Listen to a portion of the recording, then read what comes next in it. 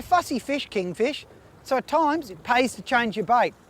Before we came out today, we caught the yakkers, but we also caught a couple of squid. So what we're going to do now is change the bait and see if we can get one to eat. And in this case, we're going to run a squid on a twin hook rig. We just pin the top hook, if you can see, pin it up and through the top of the mantle. That gives you a towing point, and because the squid won't last very long, he'll die very quickly, and it just gives you a lovely towing point.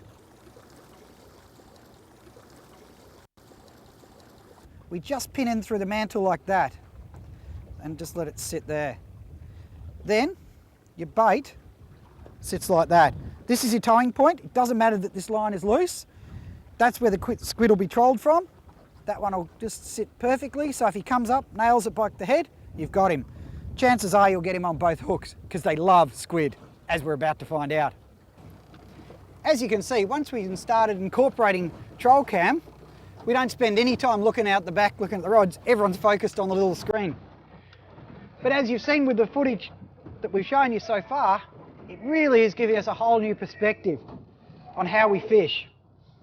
Now, even now with this squid, what we thought they sat like in the water to how it's actually trolling is completely different. Hopefully he won't troll for much longer.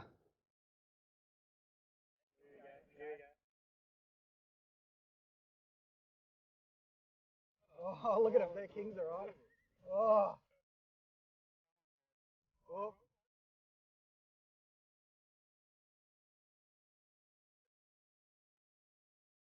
Oh, geez, there's some fish down there.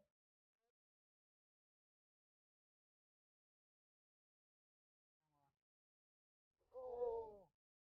I'm going to nail this baby. Again, a little bit.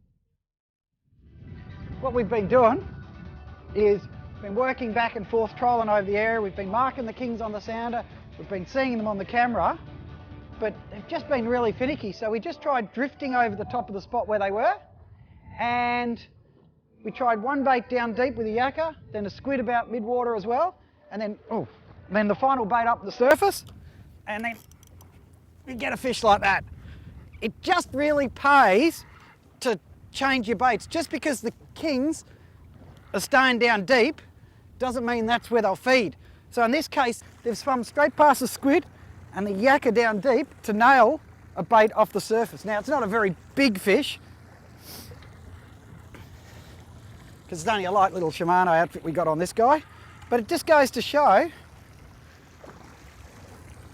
with kings that it sometimes pays to use different techniques. Spread your baits out through the water column. It's the same when you're trolling offshore.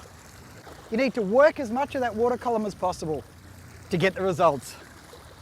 Now, not all the kings we get. Sydney's notorious for little guys like this, but they're still a lot of fun. Makes the day all the better. And one of the things all the time with your kings is there are some big fish mixed in with the little guys. So you might end up with a couple of little guys like this. The next one could be 10 kilos or bigger. So we'll just let him go. See how long he stays for.